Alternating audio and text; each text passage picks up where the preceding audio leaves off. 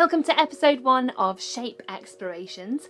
In this episode I'm going to be talking about how I created this gigantic basket. So to get from the concept to the finished article was quite a lengthy process on this occasion. So I'm going to share with you a little bit about that journey of shape exploration that I had to take in order to create this particular piece. So the challenge with this one was that I needed to create a straight shape on a large scale. So to create a very tall piece that essentially is straight-sided. Now in artisan rope work, achieving a straight side is pretty much one of the most difficult techniques.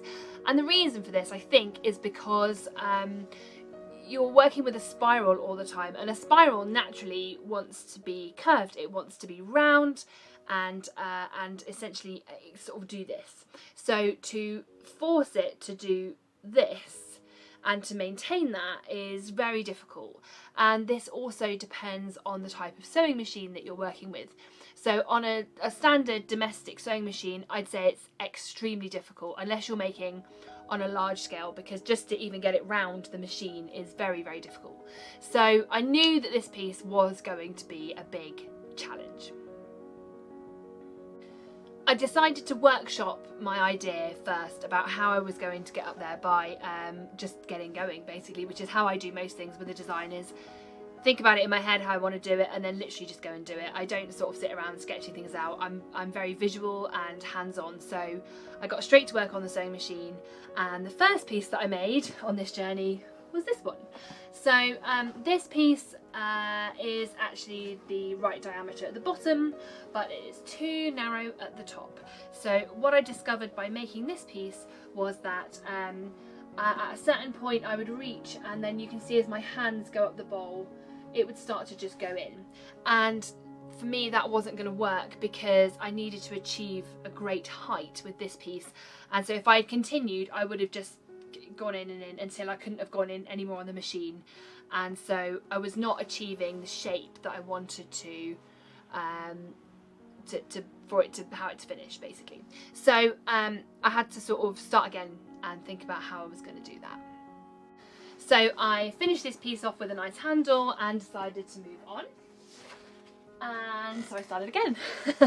and this is what I created the second time. So it's much, much closer to the finished piece that you see behind me, and I did achieve a much greater height before I started running into issues.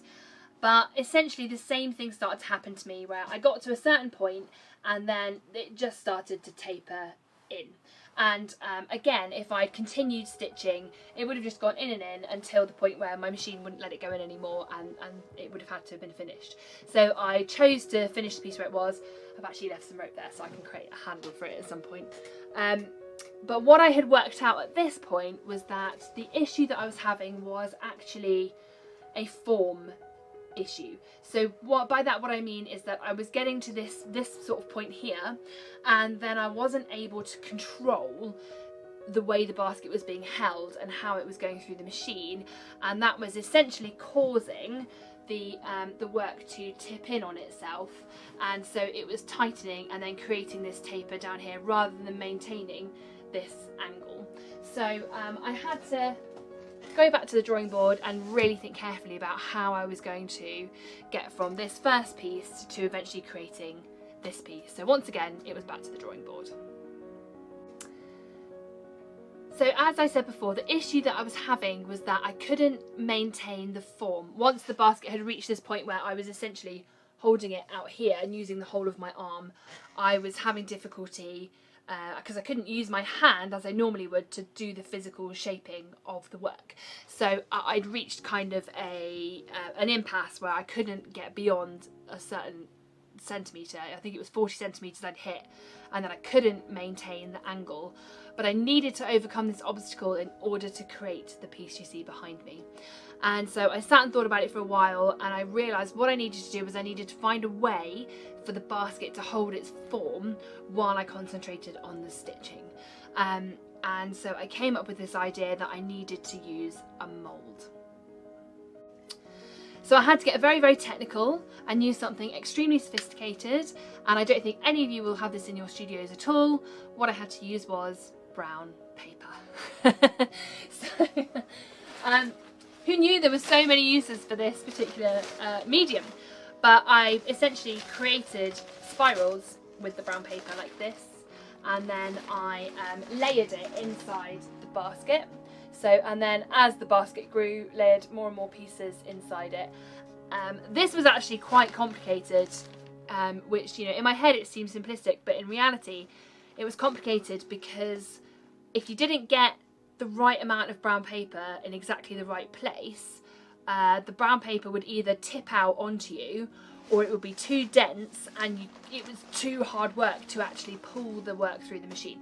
So this in itself was quite a technical aspect that I had to really delve deep with to create a sort of a fluid motion to be able to keep the work moving through the machine. So eventually I sort of got the hang of it, and making sure that there was enough brown paper, that the brown paper was tight in the basket, but not so much that you were losing the form and overstretching it, and not so little that it was sort of bouncing around inside, and that was then causing problems. So yeah, who knew at the start of this particular project that brown paper was going to be what drove my design forward, but brown paper it was. So that meant that I could now focus on creating the size, as I'd already done the form work at the start of the piece. So all I was doing was maintaining the form rather than trying to constantly control that with this arm, because by the time I got to the end of the piece, my arm was literally, you know, all the way away from me, just about holding and maintaining the edge of it, while my right hand was still focused on the usual work of making sure that the loose rope was coming into the spiral work and doing that on a correct angle. And also it was difficult not allowing the machine, the work, to pull the needle. I did get a few snap needles during this particular project, but mostly through my own error of the way that I was holding the work. So so that was what did it for me. So this is what allowed me to create this much larger size, and as you'll see as I bring it over, it is it's much bigger than anything I've made before. This is my biggest piece. So it's about 76 centimeters high, it's 34 centimeters wide, and I did finish it with the sculptural handle. So this is the handle that features in my limited Blackberry and Apple collection, and I hope that you enjoyed hearing my ramble about how I created this piece, and I will see you next time for another episode of Shape Explorations.